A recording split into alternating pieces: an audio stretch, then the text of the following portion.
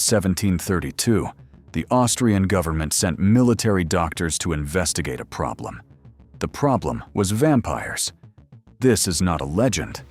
These are real documents, signed by real officers, filed in a real archive where you can still read them today.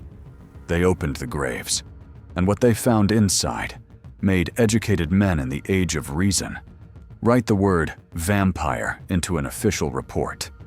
They weren't crazy. They weren't lying. They saw exactly what they said they saw. They were just 200 years too early to understand it. It always started the same way.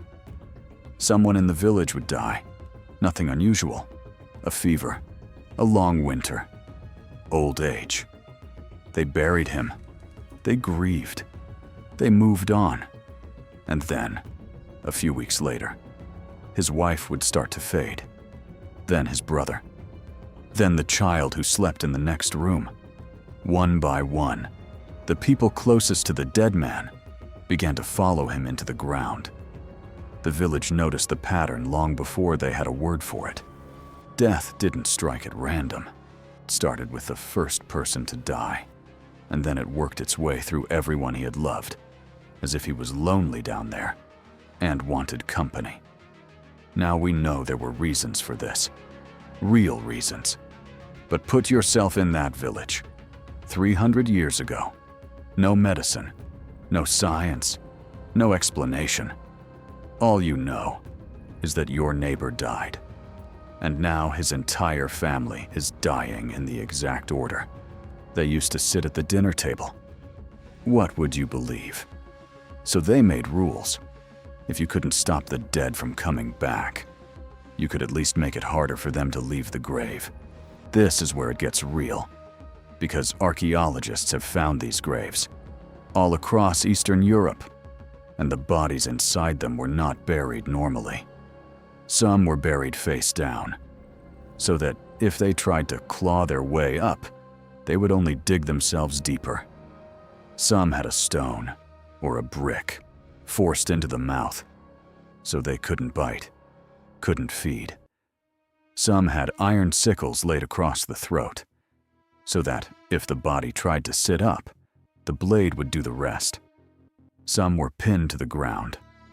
Iron stakes driven through the chest, the legs, the hips. These are not stories.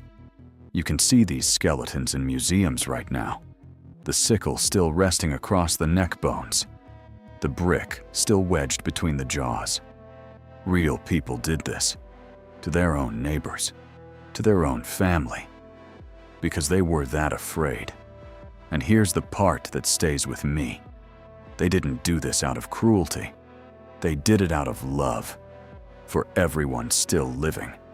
They believed, truly believed, that the person they buried was no longer the person they had known. Sometimes the rules weren't enough. The deaths kept coming. The family kept dying. And so the village would do the only thing left, the thing nobody wanted to do. They would go back to the grave and open it. Imagine that night, a circle of men with torches, standing over the grave of someone they buried weeks ago. Someone they knew, someone they cried for. And one of them starts to dig. Now. Here is what they expected to find. A body. Decaying. The way the dead are supposed to decay. But that is not always what they found. Sometimes the body looked wrong. The skin wasn't gray and sunken. It was flushed. Almost pink. As if blood still moved beneath it. The body hadn't shrunk à moire. It looked fuller than before. Bloated. Heavy. There was fresh blood. At the corners of the mouth. The hair seemed longer. The fingernails seemed longer. And when they moved the body, sometimes, it made a sound. A low groan. Escaping from the chest. To them, this was proof. The dead man had been feeding. The dead man was not dead at all. There was only one thing left to do. For a long time, this stayed in the villages. Just peasants. Just superstition. Nothing the educated world cared about. And then the borders moved.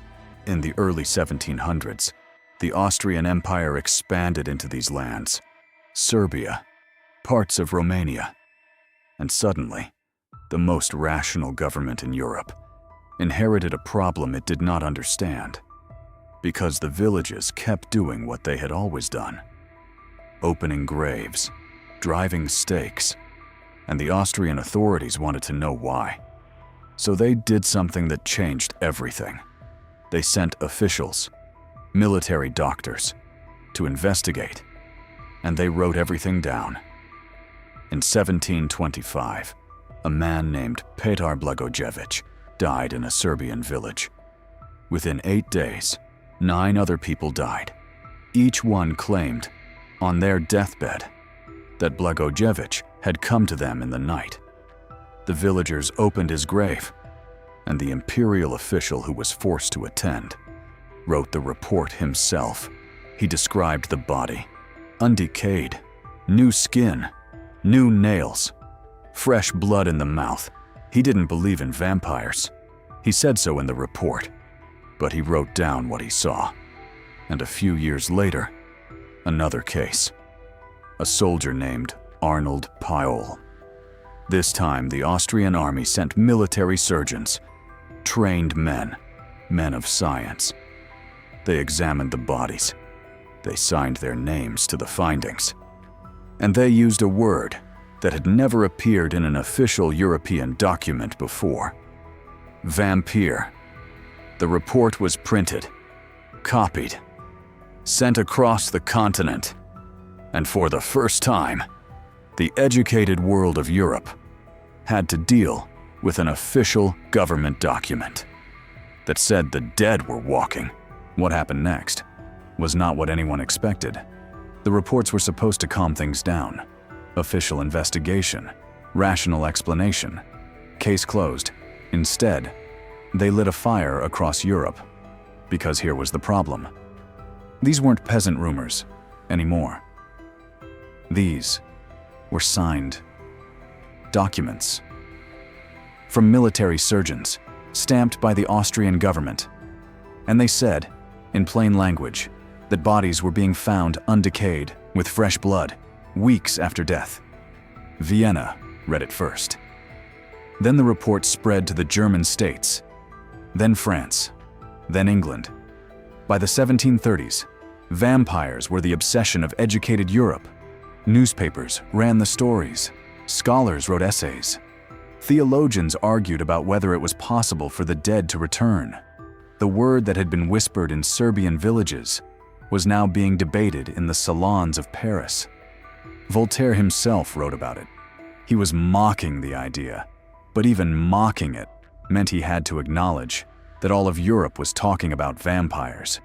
This is the strange truth most people don't know. The vampire didn't come to us through fiction. It didn't start with a novel or a film. It came to us through government paperwork. 100 years before Dracula was ever written, the vampire was already real in the minds of millions of people.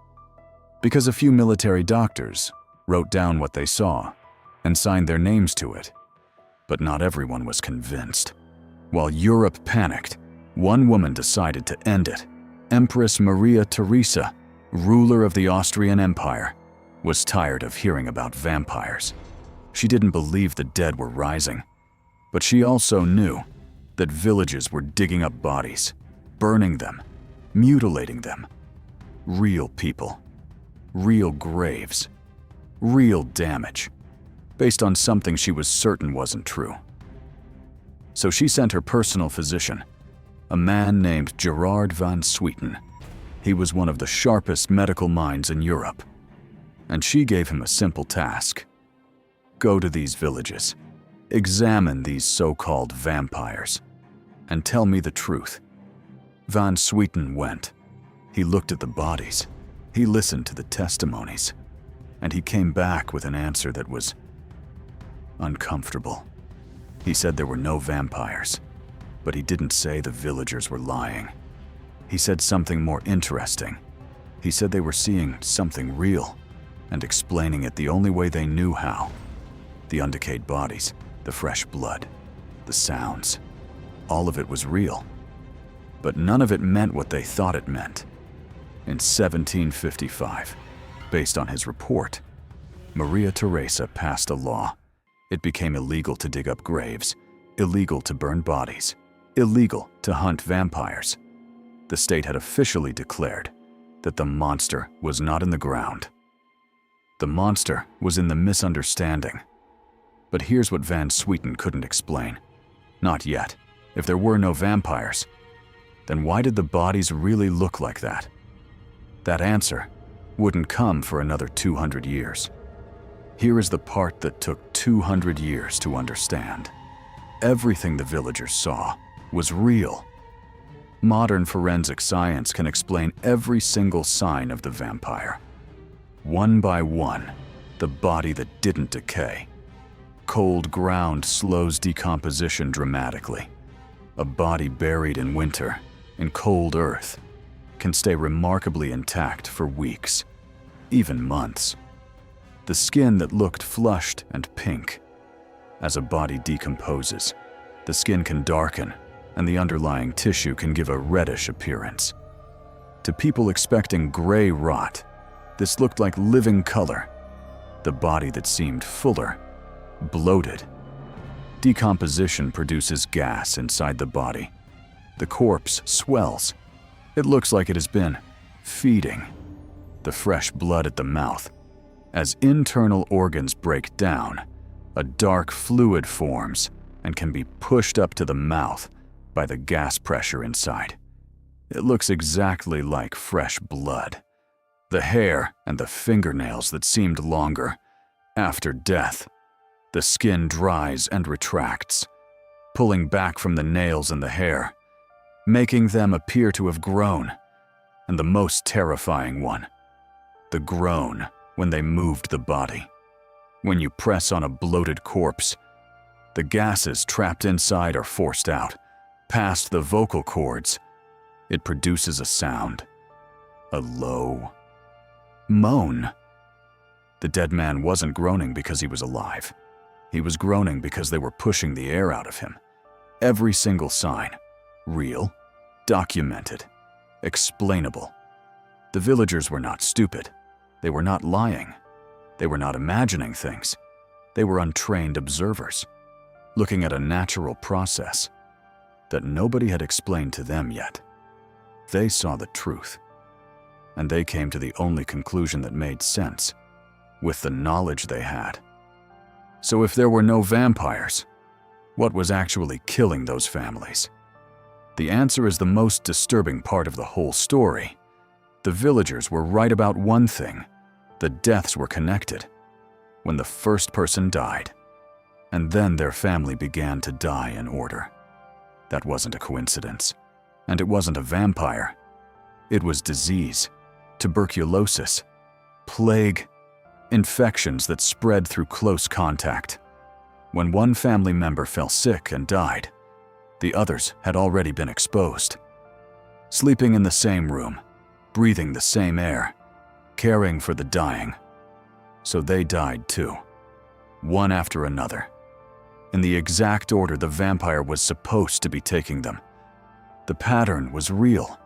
The killer was real. The villagers just gave it the wrong face. They were looking for a monster in the grave, when the real monster was invisible. In the air between them, in the water they drank, in the bodies of the people they loved and cared for. And here is the thought I can't shake. For hundreds of years, people fought this thing the only way they knew how, with stakes and sickles and stones. They were fighting a disease. With carpentry, they never had a chance. Because you cannot kill a thing you cannot see. With tools made for a thing you can. The vampire was never real, but the fear was. And the fear was pointing at something true. Something was killing them. Something did move from person to person. Something they could not stop. They just didn't have the word for it yet. The word wasn't vampire. The word was contagion. And it would take humanity another 200 years to understand what they were actually facing.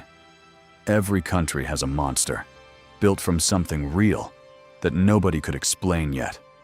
Greece had a swamp that fought back. Norway had an ocean too deep to see into. And Romania had the dead, who would not stay buried because the living kept following them down.